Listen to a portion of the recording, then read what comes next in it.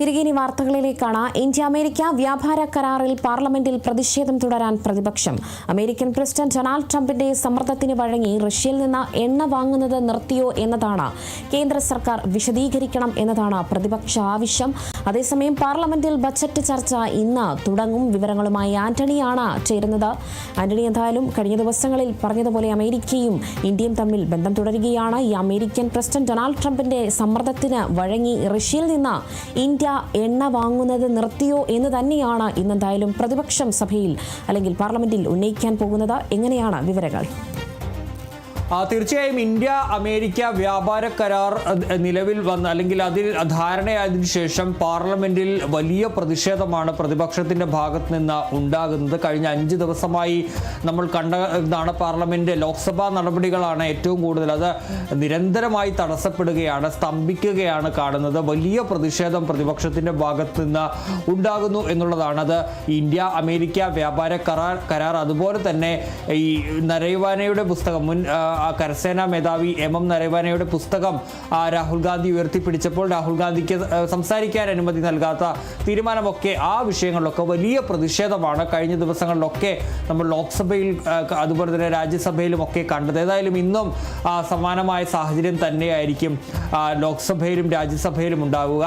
ഇരു സഭകളിലും ഈ India America വ്യാപാര കരാർ അത് ഉന്നയിക്കാനാണ് പ്രതിപക്ഷത്തിന്റെ തീരുമാനം. അടിയന്തര പ്രമേയത്തിന് നോട്ടീസ് നൽകും.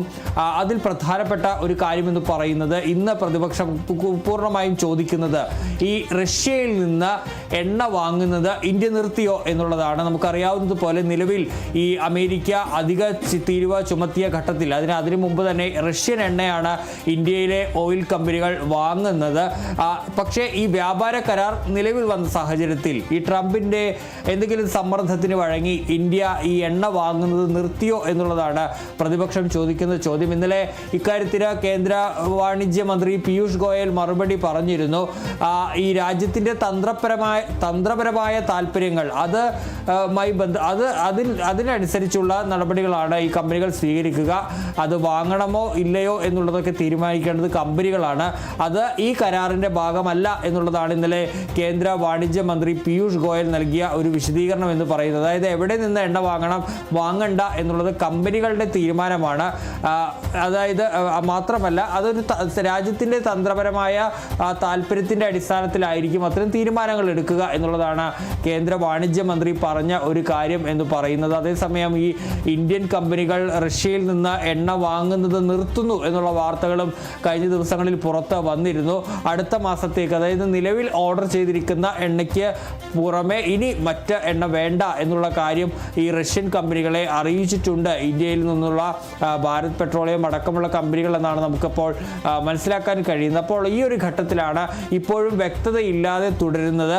ഇന്ത്യ ഇതിൻ്റെ അടിസ്ഥാനത്തിൽ റഷ്യയിൽ നിന്ന് എണ്ണ വാങ്ങുന്നത് നിർത്തിയോ എന്നുള്ള ഒരു കാര്യം. ഏതായാലും ഇത് പാർലമെന്റിൽ ശക്തമായി തന്നെ ഉന്നയിക്കാനാണ് പ്രതിപക്ഷത്തിന്റെ തീരുമാനം എന്ന് പറയുന്നത്. നമുക്കറിയാവുന്ന പോലെ ട്രംപിന് പ്രധാനമന്ത്രി നരേന്ദ്രമോദി കീഴ്പ്പെട്ടു, അല്ലെങ്കിൽ അദ്ദേഹത്തിന് മുന്നിൽ കീഴടങ്ങി എന്നുള്ള ഒരു ആരോപണമാണ് പ്രതിപക്ഷം ഉയർത്തുന്നത്. പല കാര്യങ്ങളിലും ഈ പ്രതിപക്ഷം ചോദിക്കുകയും ചെയ്തിരുന്നു. പ്രത്യേകിച്ച് അന്ന് ഈ വ്യാപാര കരാർ ഒപ്പിട്ട ഘട്ടത്തിൽ ട്രംപിന്റെ അല്ലെങ്കിൽ ധാരണയായ ഘട്ടത്തിൽ ട്രംപിന്റെ ഒരു ട്വീറ്റ്, ഒരു പ്രതികരണം വന്നിരുന്നു. അന്ന് ട്രംപ് പറഞ്ഞത് റഷ്യയിൽ നിന്ന് എണ്ണ വാങ്ങുന്നത് ഇന്ത്യ നിർത്തും എന്നുള്ളതാണ്. അന്ന് പ്രതിപക്ഷം ചോദിച്ചു, ഇന്ത്യയുടെ കാര്യങ്ങൾ തീരുമാനിക്കാൻ ആരാണ് ട്രംപിനെ ആരാണ് ഇതിനൊക്കെ ചുമതലപ്പെടുത്തിയതെന്ന് പ്രതിപക്ഷം ചോദിച്ചിരുന്നു. അതേ ചോദ്യം തന്നെയാണ് പ്രതിപക്ഷം ആവർത്തിക്കുന്നത്.